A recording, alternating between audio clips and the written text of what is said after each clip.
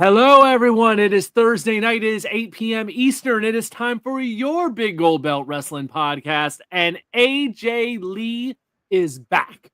We will talk all about the return of AJ Lee, how it's looking, how appearance on SmackDown or appearance on Raw.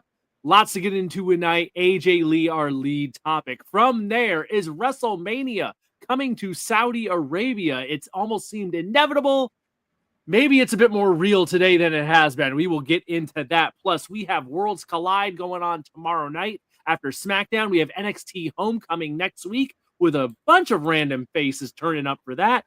All that and more, folks. Get ready. Your Big Old Belt Wrestling podcast starts right now. Big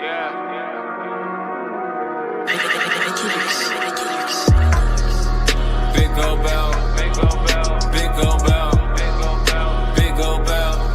All I really want is that Big Old Belt, Big Old Belt, Big Old Belt, Big Old Belt, Big Old Belt, Big Old Belt. All I really need is that Big Old Belt. Hello, everyone, and welcome to your Big Old Belt Wrestling podcast on this fine Thursday night. I am Will in the center of your screen here tonight for Season 5. Episode 32 is the count. We think we could be wrong about that, but that's the count we've been going with this season. So at this point, hey, it is what it is. Season 5, episode 32. To my left is Davian G, and to my right is the Giant Crab Jamal. Guys, how are you all doing this week? Not bad. Yeah, actually not bad. Not bad. It's at the end of the baseball season, so it's a sad time. Yeah, we're into September. Fall's getting close. End of summer. It's an odd time of year. It's an odd time of year. Football started up, so hey, we'll see what we'll see. Yeah, I don't know. I think I will take not bad tonight, given the way this week has been. I will take not bad to hear that from everybody. So hey, there we go. All right, folks, we're gonna talk some wrestling, as we always do here on the Big Gold Belt Wrestling Podcast. So last week, one of our biggest topics was AJ Lee, and we kind of were all in agreement that, you know, the big talk was she going to return? And we were all kind of on the same page that we felt WWE had painted themselves into a corner with they're going to be in Chicago. They're playing the whole husband and wife angle with Becky and Seth. They got CM Punk in this thing, and it felt like it's got to be AJ Lee or bust. Because Lord knows people were all connecting the dots in that manner, and we threw out the idea of, well, could it be somebody else? Could they do something with Bayley? Could they do something with Rhea Ripley? And we were all kind of like, yeah, you could. But it probably wouldn't be a good idea to do that in Chicago. So we went off the air saying, God damn it, it better be AJ Lee, or it probably won't be a good scene in Chicago on SmackDown. So fast forward 24 hours, SmackDown in Chicago. They made us wait to the end of the show. And lo and behold, AJ Lee has indeed returned to WWE. So we've had SmackDown that night. We had Raw on Monday, had appearances on both those shows, and they went right to, it's going right the way we expected. We got Seth Rollins and Becky Lynch. We got CM Punk and AJ Lee. They're going to have a match at WrestlePalooza next week. We're going to do the mixed tag thing. AJ Lee is back. And if anything, I'm going to start it like this. If anything, I'm kind of surprised just how big this return seems to have resonated with a lot of folks out there. I thought it'd be a big deal, but last weekend it was like, my God, this is getting a lot of darn attention. It kind of surprised me. So, Damian, I'm going to go to you first. How are we feeling about AJ Lee returning to WWE after, what was it, 10 years, I think they said? 10 years. Yeah, 10 years. Okay, 10 years. So how do we feel about this? I love it. I'm glad she's back. When the music hit, I'm a grown-ass man, but when the music hit, I was cheering as if I was at my first wrestling show all over again. And it was one of those situations where when she was popular is when I started getting back into wrestling after a long hiatus. And if people recall, she was the anti-diva before Paige or Saraya, if you will. Right. So I can understand everybody who loved her or at least enjoyed her because she did her own pipe bomb against the Bellas and whomever 10 years ago. She was part of the Chick Busters, like they mentioned, I believe, on SmackDown or Raw. So she was the first anti-diva, post-diva wrestler who wasn't quote unquote terrible in the ring, but she also had a good gimmick, right? She played the crazy boss, the crazy girlfriend, Love Bites, the Black Widow. And for whatever reason, people never forgot her. A lot of people thought maybe it was because she was married to Punk. That's why no one forgot her. But I think she holds her own without Punk, strictly because in a dark period for women's wrestling in WWE, she was one of the bright spots, one of the few bright spots. Give divas a chance. You know, I know Crab's going to mention the great Stephanie McMahon created women's wrestling, but our creator, yes. But I will say the fact that AJ showed up, got such a warm reception, and then her promo on Monday, a little choppy, but the message got home. And I'm just glad she's back. I don't know how long she's back for. Maybe it's just for this feud, but it seems to have made the wrestling world happy. The wrestling world is healing, so I'll take it. Okay, then let's right here throw this in the other side of the coin from our friend Cupcake. Right here, AJ Lee's return was bad, so maybe the world isn't quite healing as much as you may think, Davian. Cupcake says to knock it off, man. Cupcake is not feeling the return. Cupcake ain't feeling it. Okay. It's not feeling it. So everyone is not on board with the return of AJ Lee. Crab, I will go to you. How are we feeling about this? I mean, last week we had a lot of thoughts on how this should go down and all this, and now it's here. And I don't know, just from where I'm sitting, it seems to be clicking with a lot of people from what I'm seeing. I think the big thing for me is a bit of the surprise to that she came back. I mean, it wasn't that if this was like some crazy covert secret that people uncovered. You know, we didn't have to get the Scooby-Doo gang to uncover to lift the mask off the thing and realize that it was AJ Lee all along. It was like, okay, this makes sense. This is the direction that they're pointing them in. And I said last week, if they don't do this, then they're going to burn the place down, you know, with everybody in it. With that said, though, I was never partial to AJ Lee. You know, you speak of that moment, you know, where women's wrestling was in WWE, and though she was the brightest part of it, it came in a very dim time overall. So no, like disrespect to her or her legacy, like good on her.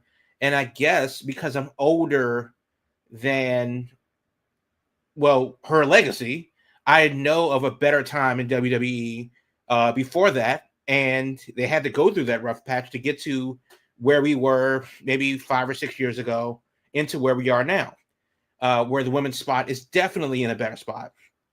Did they have to go through that? Well, no, just book good wrestling. But it is what it is. So for me, if you were to bring back all the divas of that era, you're like, oh, there's Michelle McCool, there's Kelly, there's the Nick Aldis's wife, Mickey James, there's AJ Lee, and it's like, okay, cool, I get it. Oh yeah, Natty just won't go away. I'm like, okay, cool. I have no problem with any of that. And if you're of that era where she is your champion, then you know you have every right to lose your damn minds over it because my God, you know, our hero has returned. But it's also kind of like, oh, okay, you know, it's like it's being old enough to know that we're going back to an era that I didn't like when I lived through it the first time. Mm-hmm. Like, oh, we're going back to the late 80s. Cool. So everything is neon and jorts and fanny packs and Newport cigarettes. Okay, if we must. But for the people that enjoy it, you know, cool. You know, great. And she still looks good. You know, definitely. You know, we'll have to wait and see if she's lost a step in the ring, which I don't think that would be a problem because she's definitely been doing work outside of WWE that WWE won't acknowledge. But overall, for me personally, it's not like the huge thing that you think it is, but I can understand the fervor around it. You know, within shit, bring back Victoria, bring back Ivory, bring back all of them. But, you know, while you can. But then again, you know, as we talk about WrestleMania, then that's when they're really going to open up the crayon box. So we'll have to see. We'll have to wait and see what it all adds up to. we'll be talking about that later on in the show. That's for sure. This might just be the first of many returns Right. with a fat checkbook is about to be opened. Okay, saying she's too old to be skipping down to the ring. There's definitely something to be said for 10 years later, AJ Lee showing up in the same. I mean, it's AJ Lee. It is what it is. She did make that mention on Raw about not coming out in the jean shorts are 2 sizes too small and all this. Well, I mean, okay, so like the same thing would be: do I really want to hear a 50-year-old Britney Spears sing "Hit Me, Baby, One More Time"? Well, no, because she's 50 and she's not the cute, school-age girl that she was in the video 25 years ago. But also, I like the song, so sing the song. And I think that's kind of where we are with AJ Lee, where it's like, if you can do it, then do it. And don't get me wrong, whether she is, I'm meh on the whole thing, but I would rather see her do what she's doing than ever see Steve Austin, The Undertaker, Shawn Michaels, and a bunch of other guys ever again that they definitely brought back. Yeah, go ahead. We do not need to relive that tag match that they had with DX against the Brothers of Destruction, where everyone was over the age of 50 and falling apart. No. Right. Unfortunately, we might be reliving that tag match, so I don't know. We'll talk about that later. But yeah, this is what it was for me. AJ Lee wasn't for me either. It is what it is. We are old guys on this damn show. But I think what it comes down to is, for the folks that are younger than us, there is this generation of kids that came up watching wrestling, and for that late Divas era into the NXT era and where everything switched over, AJ Lee is a very important person for that crowd. And that's the folks who are all about this. And that's who this is intended for. So that's one of those things where I'm like, I get it. It ain't for me. And that's perfectly fine. But for the people who are all about it, oh my God, they're eating it up with a spoon. And hey, good for them.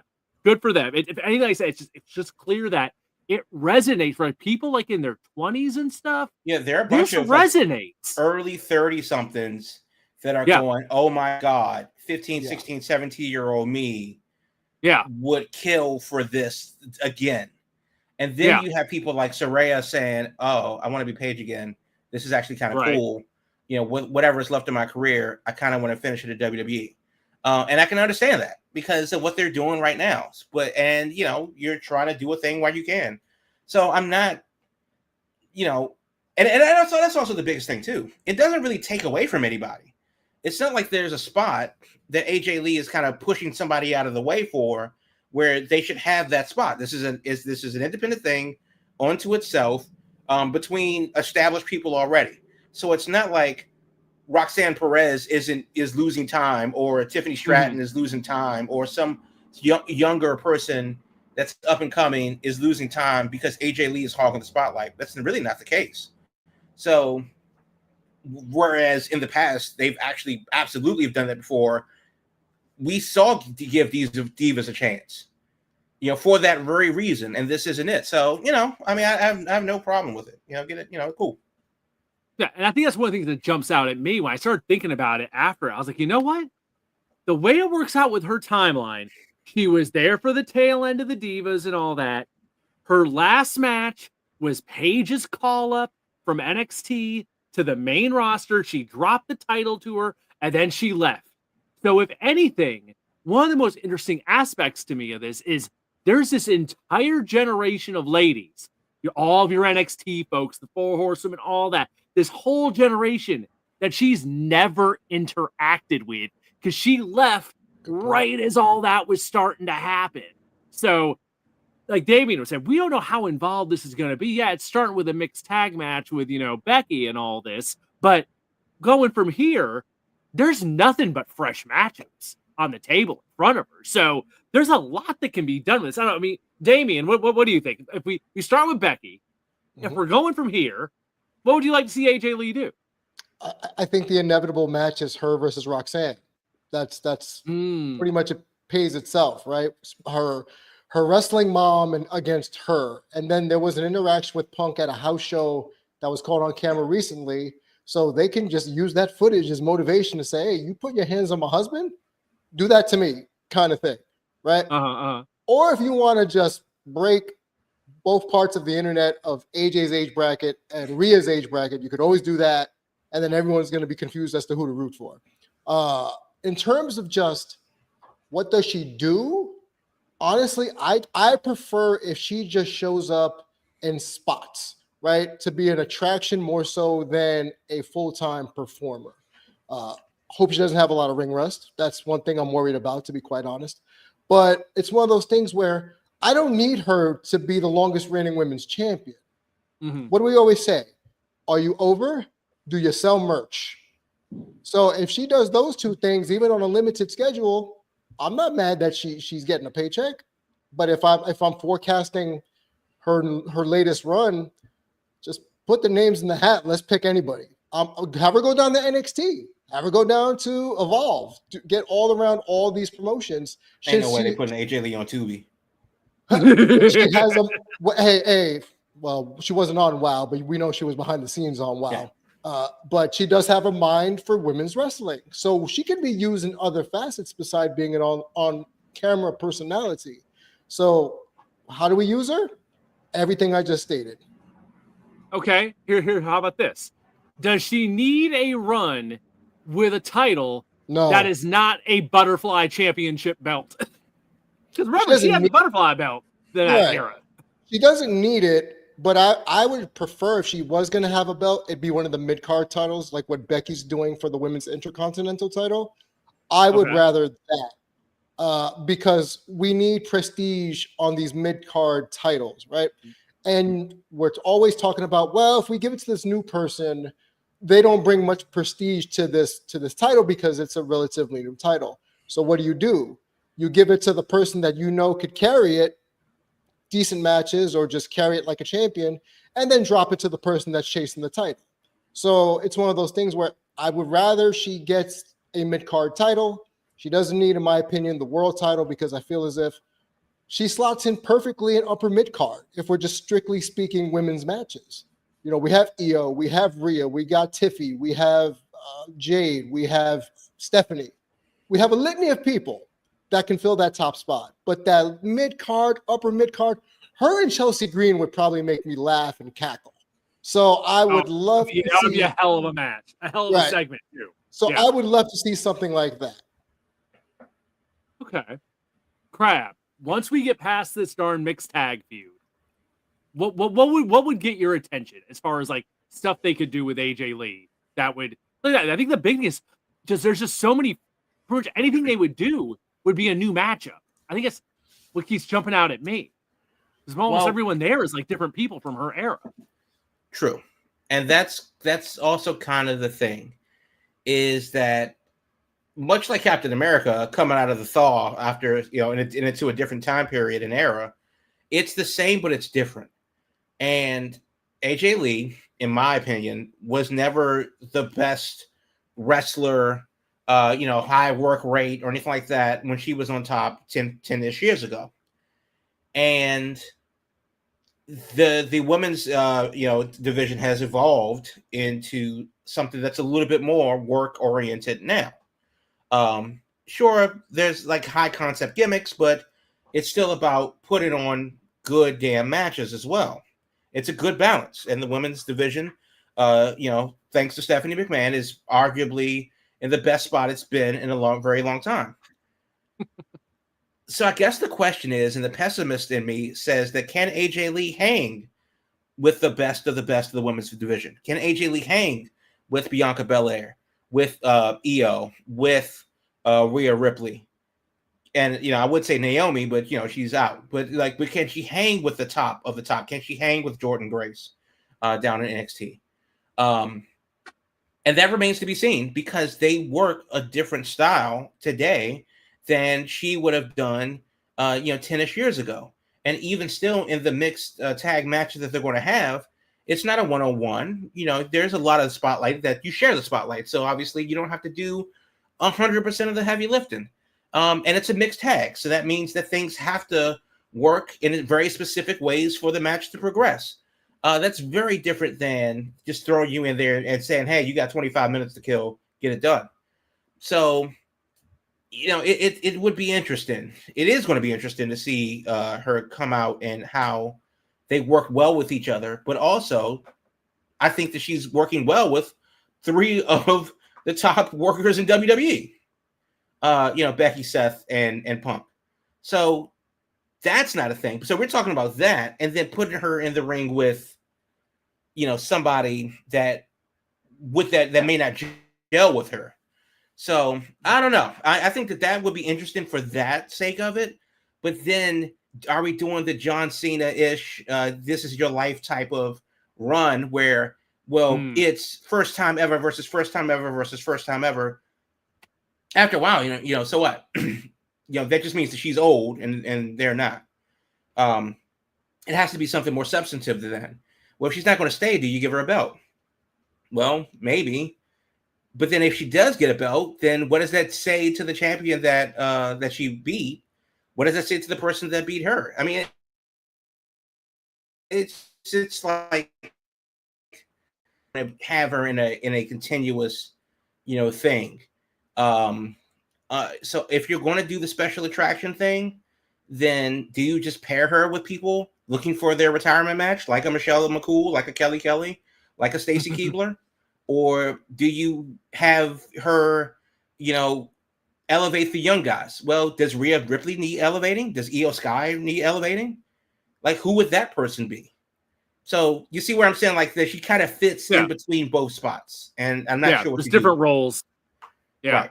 I think Damian might have had the best idea there with eventually doing her and Roxanne Perez is like the kind of passing of the torch thing down the road. But yeah, I don't know. I think the big thing for me is just it comes down to how long she's going to stick around. And then also, like kind of Damian was saying, how much is she going to be around? If she's only going to be around here and there, kind of a special attraction, which I think would be a good use of her, then I think they can be very selective in what matches they want to put together. So now it's AJ Lesnar. It might be. Hey, good work if you can get it. If you can get that schedule. Hey, right. I mean, it took them 10 years to get her back there. So, and the other thing with the program, like the student versus mentor thing, is that we've literally just seen that with Becky versus Bird Lady. That's true. Yeah, that I would say that for down the road. I wouldn't be doing that. It wouldn't be right away. Not right away. That'd be down the road, like next year or something. So. But yeah, good point that we did just see that with Becky and Lyra. So, I don't know. And any other thoughts on this, or should we move on? Well, I guess my last thought is that is there anybody else on the level of AJ Lee that should have this run for whatever it's worth, whatever she's going to have now? Like, who's the person? And I'm not calling this a retirement run at all, because who knows what this is for her. But I'm just saying, like, who is that person that really could be injected into the landscape to give a shot in the arm to either the division or to the fan base that really doesn't know? They could still do it. So someone from a prior era that's been away for a bit. That it'd be so essentially a return run, but it's not the end of the road or nothing. But Eve Torres. Oh, Eve. That's a name from that era. Old Eve Torres. Oh, I was a fan of Eve back then. I wouldn't mind seeing Eve. I don't think it would not resonate like this, I don't think. No, but it'd just be nice to see. Okay. But yeah, I mean, that would actually be not bad. But then again, we've already had Trish come back. Trish has been back for a while. So that the novelty of that's already been done. We've seen Lita, as far as like prior names. I'm trying to think on the men's side. Anyone on that side that's been gone. If it ain't Too Cold Scorpio, then I don't know what we're talking about. Well, he's ageless. He's ageless. Absolutely. He come back whenever he wants. Absolutely. No, Cupcake says it should be a retirement run. God, so damn, show up and wrap it up. just tap in the box, wrap it up, B. Just wrap it up. There you go. All right. All right. Anything else before we go on? I'm trying to look at the clock here. Should we do the mid-show break now? Then just go ahead and I think so. Let's knock it out now, and then we'll move on to these rumors of WrestleMania and Saudi Arabia and what's going on with that. We will talk about that next. So yeah, I'll go a little early tonight. That's okay, because second half there's plenty more stuff to get into. So stay with us, folks. Your Big Old Belt Wrestling Podcast. We'll be back right after this. Looking to get your brand in front of people who eat, sleep, and breathe entertainment? Big Gold Belt Media is the place to be. We're all about reporting on movies, TV shows, conventions, and everything in between. And we want your brand to be a part of the action. Partnering with us means your sponsorships get featured right in the midst of our content. Plus, we're going to hype you up on all of our social media, connecting you with an audience that loves discovering new things from trusted voices in entertainment. We're easy to find. Just look for us on Big Gold Belt on all your social media platforms. Don't wait, reach out today, and let's start building something amazing together. Your spotlight is waiting here at Big Gold Belt Media, biggoldbelt.com. Thanks for being with us tonight here, folks, on the Big Gold Belt Wrestling Podcast, live each and every Thursday, 8 p.m. Eastern, whether you're on YouTube, watching us on X tonight, over on Twitch. Glad to have you here with us tonight. So we talked about AJ Lee there in our first segment. Let's switch gears now to, Lord knows we've talked about this before, but now we're at the point where before it was just rumor, now that we are at the smoke to, there might be a fire. There might be a fire. And there's talk that Triple H might have an announcement tomorrow. So who knows? This could be gaining a full blaze very, very soon. But WrestleMania and Saudi Arabia. We have talked about this kind of with the idea that it felt like it's been inevitable for a long time. Of course, they're getting the Royal Rumble in January. We still don't know when. We still don't know exactly where, but the Royal Rumble next year is happening there. But yesterday, word broke that allegedly, we'll say at this point, it's still not official on this end, WrestleMania 2027 could be headed to Saudi Arabia. There was a press release supposedly that was leaked over in Saudi Arabia from Turki Al-Sheikh, the guy who's kind of behind all this stuff, the money man who's putting up. Essentially, if you want to have a big event over there, he will fund boxing. He will fund, you name it, UFC, whatever. He's been the guy behind all this, and he clearly wants WrestleMania. The talk is that WWE was kind of leaning more towards the following year, to 2028, but they're like, no, we want to do 2027 because that will be the 300th anniversary of Saudi Arabia being formed as a country. So we kind of like next year, here in America, we're having the 250th. They're going to be having the 300th over there. So they're talking big events. They're talking all kinds of stuff. And the word going around is money would be no object.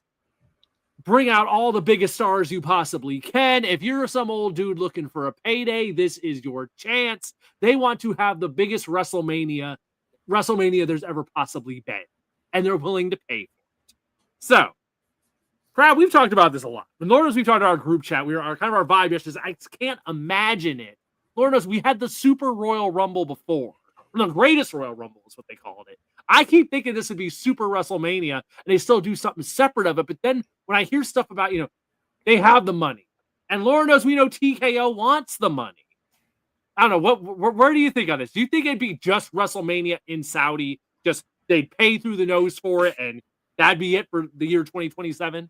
Well, if you look at the timeline, we've heard the rumblings that the Saudis wanted their own show.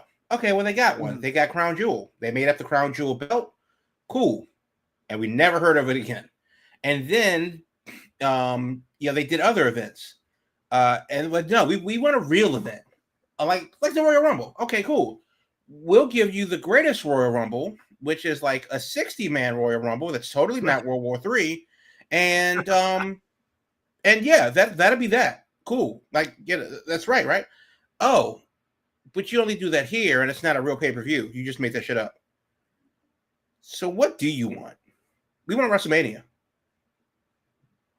No. and I think that's kind of how that goes. And they say, well, no. We want a legit WrestleMania. We want the biggest fucking show of all time in wrestling to happen here. Yeah, but we're doing Vegas back-to-back years. It's not going to get bigger than Vegas. Yeah, we will build you whatever needs to happen. We will. How many zeros need to go on the check? I think that's kind of what's happening. The zeros just keep getting added. We will literally pay you in oil. Like, do you want crude? Do you want unlimited? Do you want premium? Just go back to the tap. Whatever it is. Now the question is, what does that look like?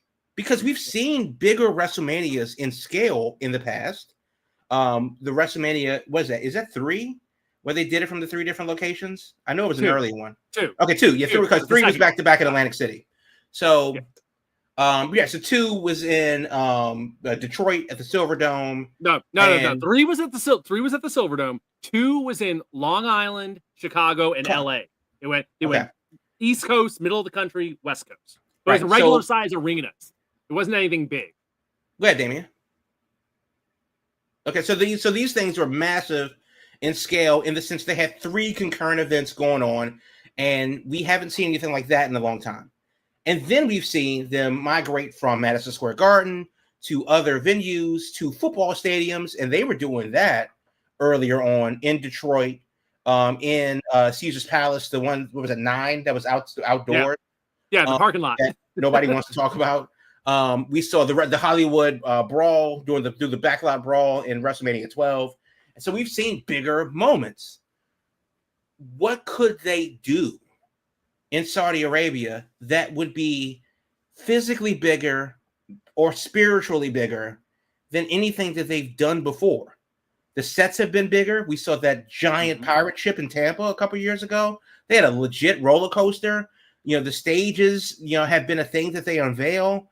They're doing Vegas back to back, and that's been kind of crazy. The set from New Orleans where Bryan won the title was there. And then, of course, there's the moments, the Undertaker losing, and Shawn Michaels and the Undertaker, and then Ric Flair and Shawn Michaels, and so many other matches. I don't know if there's a match that they could have that would be bigger than your favorite WrestleMania match. That today, with the people that they have today, is there a match that's bigger than Austin versus Hart, or Hart versus Michaels, or the Undertaker versus Kane? I don't know if they or Hogan versus Savage, or Hogan versus Andre, or whatever. I don't even know what that match looks like today. That's number one. Number two, it's in Saudi Arabia, so God bless whatever the women got to do over there, because that's a different aesthetic and look for reasons. Stephanie McMahon, her powers do not travel across international borders. Sorry. And then the third thing is we've come to expect a certain level of spectacle that it would hard to double that, because at some point it just gets ridiculous. Now what? I mean, and they've done the AR graphics. I mean, they've done so much stuff to up the ante. What could the Saudis have up their sleeve? A drone show. Okay, fine. We know what that looks like. Or whatever. They would have to come out with Gandalf with the fireworks from Lord of the Rings to actually make something ridiculous. That it would have to be literally something nobody's ever seen before. Yeah, I think my biggest concern when I keep hearing about, all the money involved and, I think back to that Greatest Royal Rumble and how so much of that damn match was that the prince was like, I want to see Yokozuna. Well, he's not alive anymore. Get a guy that looks like Yokozuna.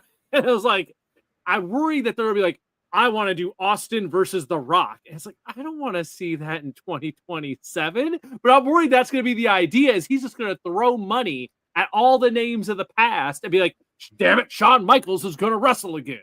I want to see it. And like, they're going to lean on that. That actually is my wonder, is that now that WWE is owned by TKO, does it change anything?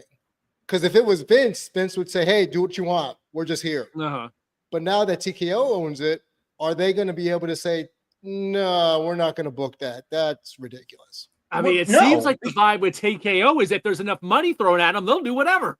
Right, because I don't think that it would be a frosty day in hell before Vince takes WrestleMania to England, let alone overseas to Saudi Arabia. Because so much of it's the publicity and the media hype and just, being wrestling Super Bowl and just that week-long just hype.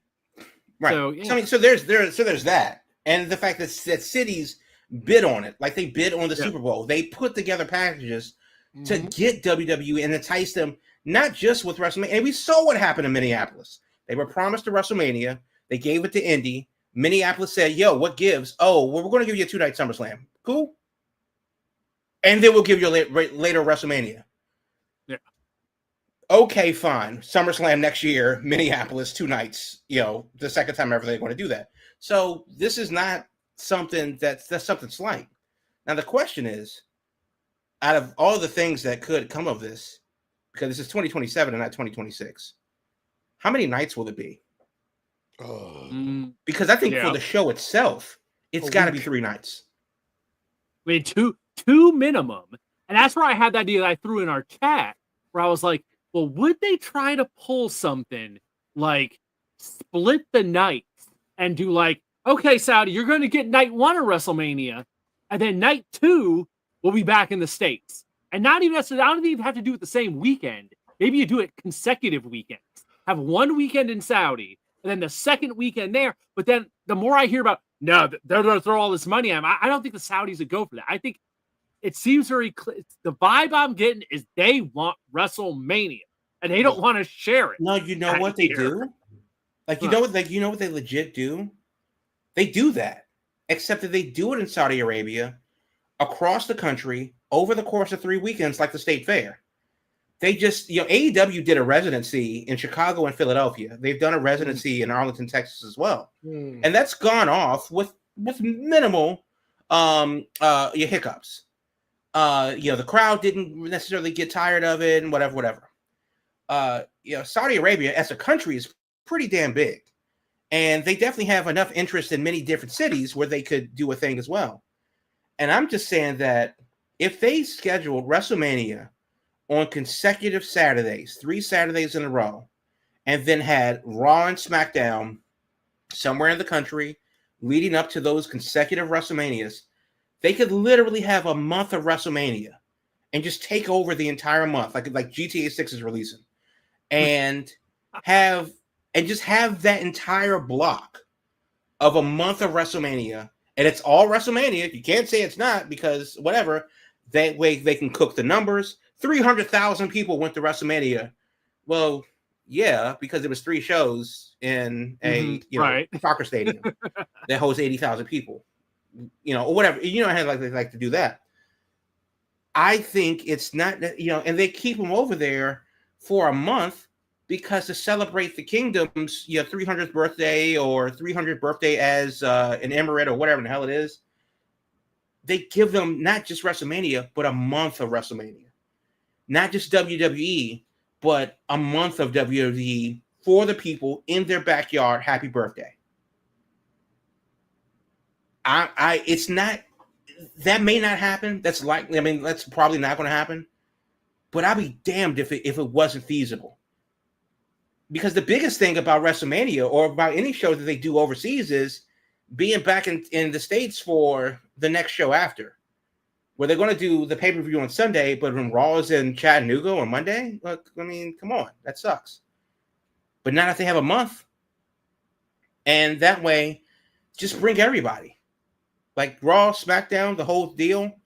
Have it just run NXT over there, the whole deal. All of it. And that way, it's not, and because WrestleMania Access, and of course the Indies is such a massive part of WrestleMania as well. We go through the rundown. Oh, people already brought that up. Is Joey Janela looking at venues over in Saudi? I mean, I'm just saying, if we can get Janela over there, and somewhere outside of Riyadh, at some bar, but I'm just like, because somebody call Gator. He got to know people in Saudi Arabia. but realistically, it would be the biggest thing in modern wrestling history for a North American company to not just do a show, but to take their biggest show, multiply it by 3, and give the people in Saudi Arabia 3 straight weeks of WWE.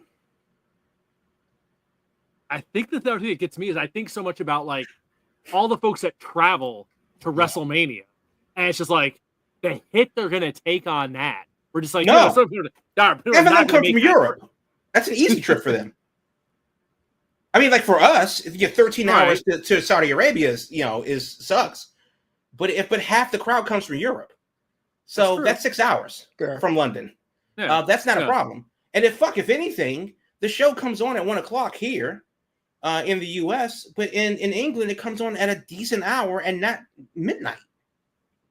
So if you're most of the Middle East, or which I think is maybe 2 or 3 hours behind Central Europe, if you're in England and Central Europe, which is a large majority of their fan base in that part of the world, which includes the Middle East and Northern Africa, WrestleMania in Saudi Arabia for political reasons may be a no-go for a lot of people. Okay, fine. Not even talking about that. Yeah. But logistically, for WrestleMania to come on at 4:00, 5:00 in the afternoon instead of midnight, 1 a.m., and it be a 7-hour show, Yeah. that's a win for the Europeans. Mm. So, so that bit of business aside, yeah, I'm sorry if you're in California and you're trying to get to Saudi Arabia, somebody will do it, but that is a 15-hour flight. It is what it is. But then also, you're going to have WrestleMania in Vegas for 2 years, straight years. Yeah. So, I really see them. There's no way to up the ante from a wrestling standpoint. There's no way to up the ante from a celebrity standpoint, because celebrities aren't wrestlers. Celebrities are wrestling fans. So having Ariana Grande or a Beyonce or some Bollywood star or some Middle Eastern star, the Middle Eastern version of Jelly Roll, whoever that person is, I don't know who the Kai Cenat of Dubai is. But bring his ass to the show. Get him in the front row. Put the crowd on him like they do in NXT and get him out of there. That has nothing to do with the in-ring stuff. Right. That's what it is. And with the way that the stuff is, other than to have the legends be the legends, I don't know what a show looks like. The point is that it just has to be more of it. Go ahead, Davey. Yeah. So up the production, up the spectacle, all that, and some. So then at that point, Will, is it more splash than substance at that point when we get to WrestleMania? If we're trying to outdo every single WrestleMania ever created, does the sizzle sell more than the steak? And I mean, in a lot of ways, yes. In a lot of ways, that's what WrestleMania was built on. It was built on having celebrities on the show, and that's what the Saudi shows are built on. All that. Yeah. So it doesn't surprise me. I think one thing to keep in mind is this ain't happening until 2027. So who knows what the landscape will look like in WWE by that point, as far as like who will be hot, who will be like the top faces, and what storylines will be going on that would be featured in 2027 at that WrestleMania. But man, if you're New Orleans and you're Indianapolis, you're just getting your WrestleManias kicked further down the road every darn week. It's like now it's like 2028 at the earliest. It's like they are just pushing those further out. Well, let me ask you this then. Yes. WrestleMania, for what it's worth, is synonymous with one man. Does Vince make it Saudi Arabia? Shoot, I think it's probably more likely he makes it this next year. Sooner than Saudi. I mean, geez. Wow. All it takes is this legal shit to be settled, and he'll be back. That's, I think, all it takes. If that legal stuff gets settled, then love or hate him or whatever opinion I have on all that, he'll be back just like that. If that's assuming he's healthy enough to be back. I mean, Lord knows his birthday party, he was not looking too great. That mustache is not, doing him well. Oh my god. But, okay, so let's real quick, and this will be the last question on this. Yeah. WrestleMania, 2027, a year and a half from now, is like whatever they decide to do, whether it's one night or 3 nights or 17 nights. Where do they go from there? Because if you already give them the biggest, and the Saudis have been constantly asking for the biggest, they wanted the pay-per-view, they gave them Crown Jewel, they wanted the real pay-per-view, they gave them the Royal Rumble, and we don't just want that, we want something that's actually has continuity. Okay, fine. Then they brought Elimination Chamber over there, or whatever the damn thing was. So now this stuff is substantive. Now they want a WrestleMania. Okay, it's going to be WrestleMania. They still haven't announced where the Royal Rumble is going to be, which is going to be in Saudi Arabia this year. Very strange. That's how long that's taken to get settled. Because I was ready to book tickets when that was announced in January to fly over there. I want to go. I don't know where it's going to be. I don't know what day it's going to be. I don't know where the venue is going to be. I'm over it. But now that it's WrestleMania, and let's say they give them everything that they want, and the Crown Prince, the family, shit. WrestleMania to 43 solves peace in the Middle East. It's a miracle. Give TKO the Nobel Prize, all of them. Then what? Because their contract is also coming due sooner than later. I think they only have like 2 or 3 years left on it, if that. Oh, yeah. Okay. Yeah, because they've been doing this thing for. It's been a long time now. Yeah, I mean it was a 10-year deal, and they may if it will be over sooner than later. Yeah. Then what? Yeah. So either one of two things probably happens then. Either WrestleMania kind of finishes the deal and they're like, all right, we did our decade with WWE and we're good with that. Or they're going to re-up it and be like, you know what, we want WrestleMania again. Mm-hmm. I think that's all it'll be. It's like, we want it again, because they're not going to want to settle for less at that point. They'll have like their 2 annual shows they've been getting, their King and Queen of the Ring and, whatever all else, but they'll want it again. Absolutely. As long as they have the money to pay for it, they'll want it. So, I don't know. We'll have to keep it. Obviously, we will be keeping an eye on this. We get an official announcement. That's when it's going to get interesting. Once it's like real. So these rumors pan out, but people seem to think it's pretty much a done deal. So we will see. Let's switch gears to this weekend and next week. So tomorrow night after SmackDown, we have the latest installment of AAA Worlds Collide happening in Vegas. Kind of like a preview for TKO before the Canelo Crawford fight that's going on a Saturday night. So let me pull up this card for Worlds Collide. This is what we're looking at. We're looking at 6 matches here. We have a Lucha Showcase 8-man tag with La Parca, Mascarita Sagrada, Nino Hamburguesa, and Octagon Jr. versus the Latino World Order. And Lince Dorado rounding that out there for their team. We have El Hijo del Dr. Wagner Jr. versus Dragon Lee versus Ethan Page versus JD McDonough in a fatal 4-way for the AAA Latin American Championship. We have a mixed tag match with the Judgment Day, Finn Balor and Roxanne Perez versus Lolo Vice and Mr. Iguana. Cannot forget Mr. Iguana. We have a singles match to determine the number 1 contender for the AAA Reina de Reinas Championship, Fabi Apache versus Natalia. Tag team match for the AAA World Tag Team Championship. This one is something else. Pagano and Psycho Clown versus the New Day. That's a matchup I never envisioned in my life, but it will be happening tomorrow night after SmackDown. And last but not least, the singles match for the AAA Mega Championship. The champion, El Hijo del Vikingo versus Dirty Dom, Dominic Mysterio. Main event, Intercontinental Champion versus AAA Mega Champion. This is kind of an interesting match show. There's kind of a wide range of stuff on here. I've liked the 2 shows of these they've done so far. Damien, let me throw this at you. Let's just go right to the top of the damn show. Do you make Dirty Dom the Mega Champion? Yes. Hell yes, just do it. Hell yes, just do it. And this is why. When I came on here the Thursday after Worlds Collide, I told y'all I was at a Mexican bar and we were watching the show, and everybody in the bar wanted Dom to win this title, right? Okay. So, and for those that don't know, I do live in Texas, so obviously there is a southern flair to everything. But when I tell you a unified, like Crab was talking about world peace, this brought everybody together in this area to say, make this man champion. And I never thought in the year of 2025, I would be saying I need him to hold the world championship.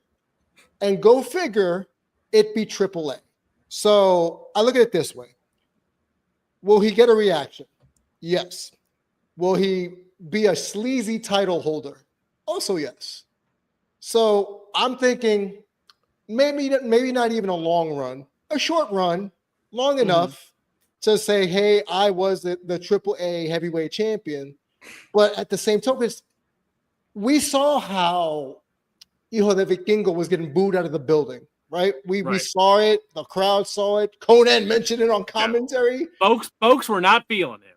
No. You don't have a choice. I think in this situation, you have to give him the title because if you give it back to Hijo de Vikingo, now what? You're gonna have him face Mr. Iguana for the championship after that? No. Bring it to Dirty Dom. Dirty Dom brings it over to Raw or wherever hell he wants to show up with it. And it brings prestige to a title and eyes on a title specifically if you're trying to get AAA over as a thing within the WWE universe. But my question to you all is, where's El Grande Americano in all this? I'm annoyed that he's not on this card.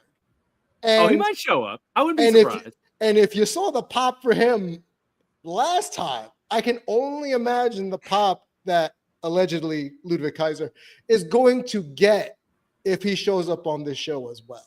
So give it to him. I can't wait to see it. I can't wait to see people excited for it. And you know what? Having wrestling fans excited, that works for me. All right, Crab, there is a lot of variety on this show. What's jumping out at you? I think the more I look at this card, I'm just like, I'm loving how it's just, there's a mix of stuff on this show. Yeah.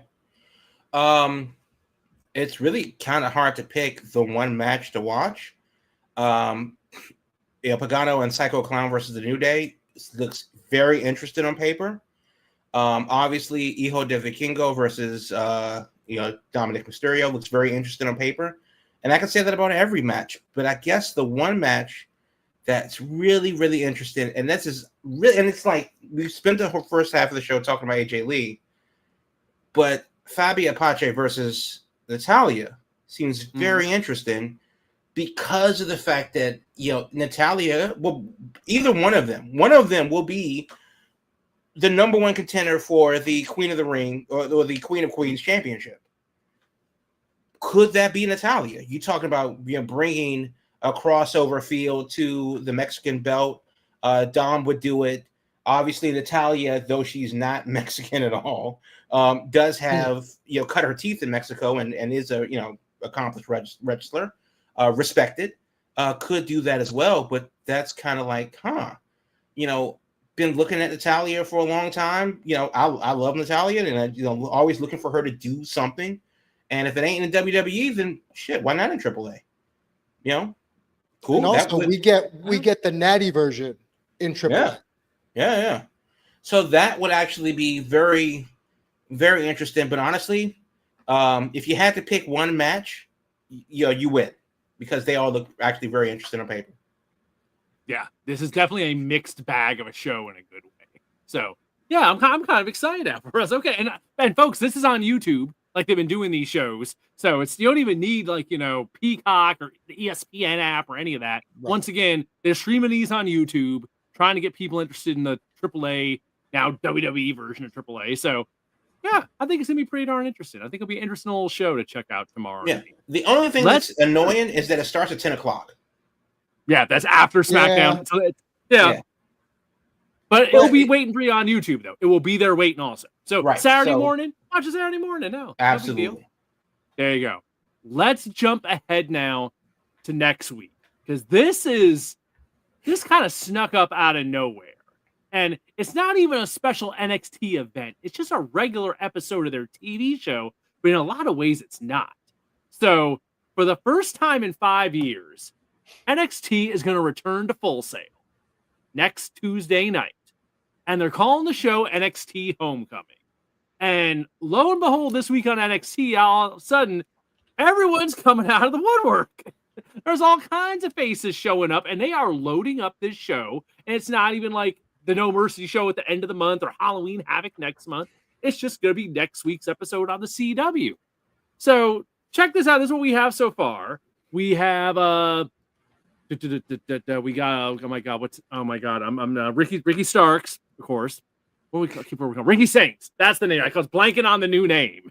Ricky Saints and Obafemi will be on the Grayson Waller effects. That's just run of the mill, keeping the storyline going for their title match. Sure. Regular part of the show. But then from here it gets interesting. Carmelo and Trick will reunite as a tag team to take on DIY, Gargano and Ciampa. So we're kind of having like different generations of NXT colliding with DIY return. This is the one that threw me for a loop. The the North American Championship. Ethan Page on this hell of a run with the North American title with Canada emblazoned on it and everything is going to take on Prince Pretty Tyler Breeze, who resurfaced out of nowhere, selfie stick and all, on Tuesday. So it was like, oh, okay. We got Tyler Breeze back doing the same gimmick he did way back in the day with the selfie stick and being projected up on the screen. 10 years ago. Exactly. I was like, oh my God. Prince Pretty returns to take on Ethan Page. And then last but not least, this is kind of like the all-star team returning here to take on the, Fatal Influence has been running wild on there between JC and Jasmine Nix and oh my God, the other one. What's her name? Damien, help me here. Fallon Henley. Yes, Fallon Henley. Fatal Influence will take on which is this is the damn NXT All-Star team. Yes. We got Stephanie Vaquer, Tiffany Stratton, and Rhea Ripley all teaming up as the main event. Right? Just if Stephanie return wasn't enough, let's throw on Tiffany Stratton too and Rhea Ripley. So if you want to make it an 8-man and throw in Charlotte Flair just to make it a little bit like the NXT All-Stars, oh my God. But yeah, this is just gonna be a regular show next week on the CW. I was kind of weird. As you're putting it together, I was like, this is kind of crazy, but I kind of like it. I don't know, Damien, to get in here, how are we feeling about NXT Homecoming? At Full Sail, too. For that, too. It's at Full Sail of all places. For as much ish as we gave Full Sail all these years, them getting this back, it feels kind of right for them to get this back. I'm excited because, as you said, it's blending black and gold, the 2.0, and now the Shawn Michaels version.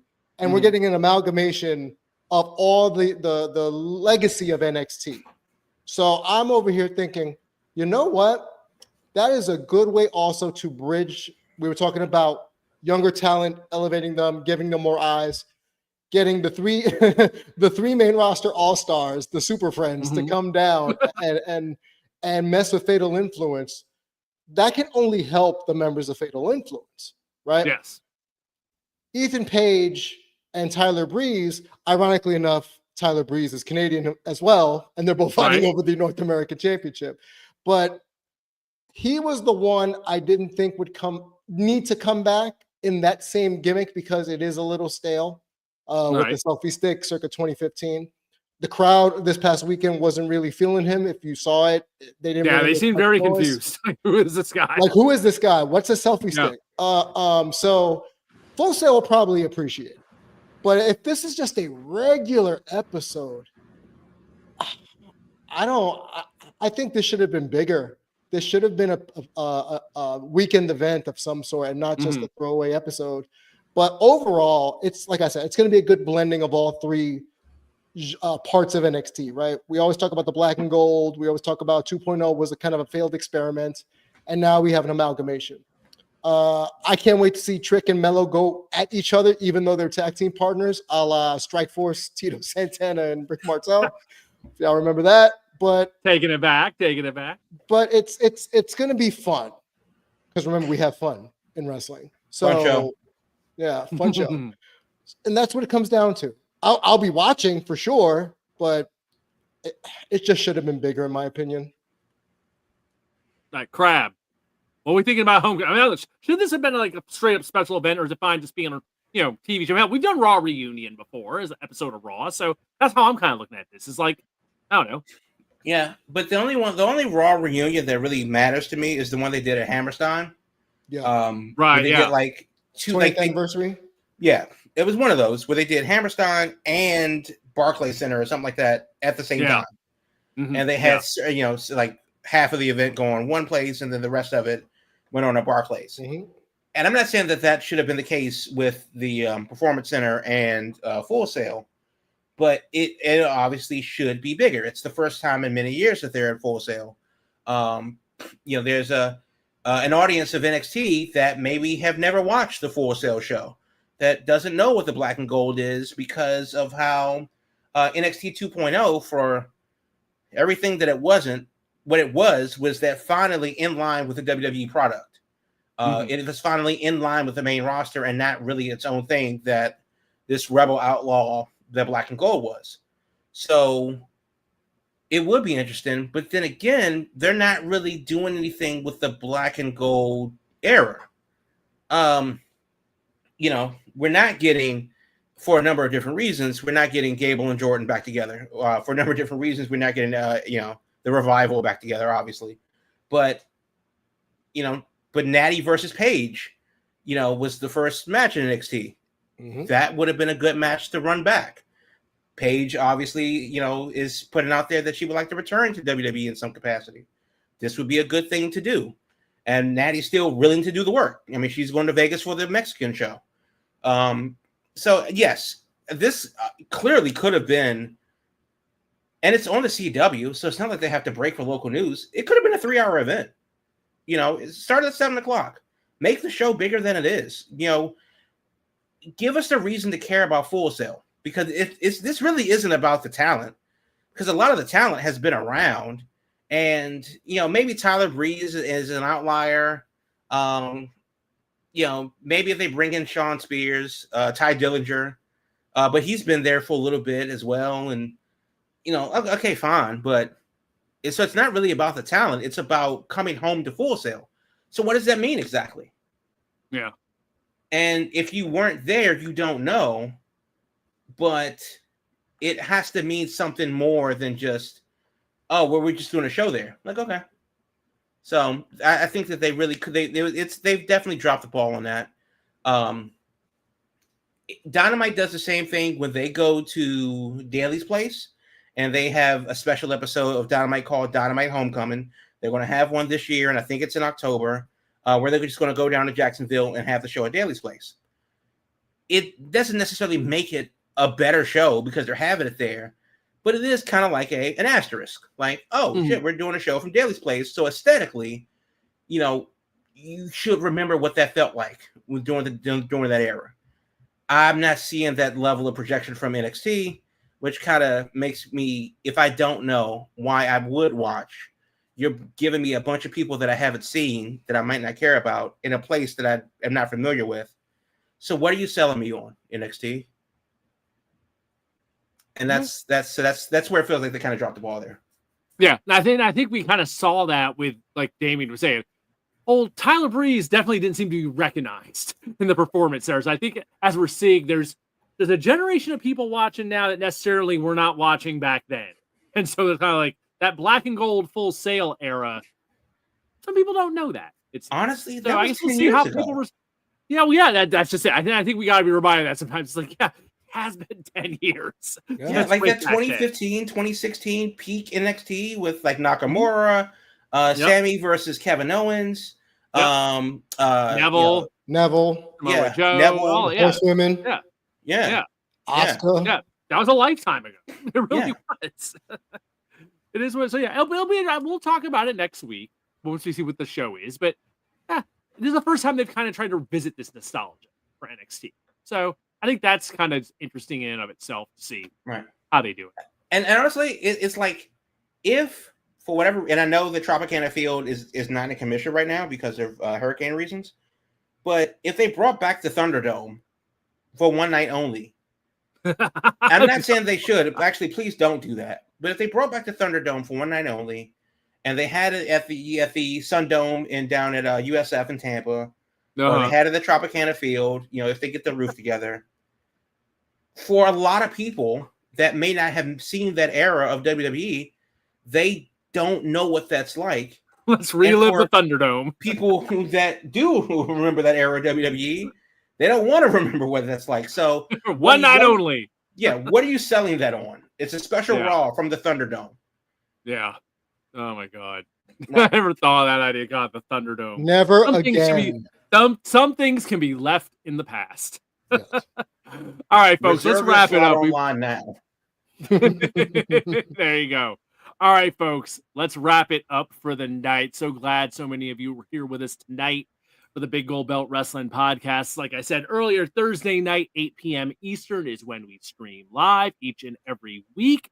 We're here on X. We're over on Twitch. We're over on YouTube with the live feed. So if you caught us there on any of those platforms, thank you so much tonight. The video lives on YouTube after the fact. So all our past shows are there in the YouTube archives on the channel, along with the audio version. So if you're just looking to hear the audio, you can do that too. We got you covered in both formats.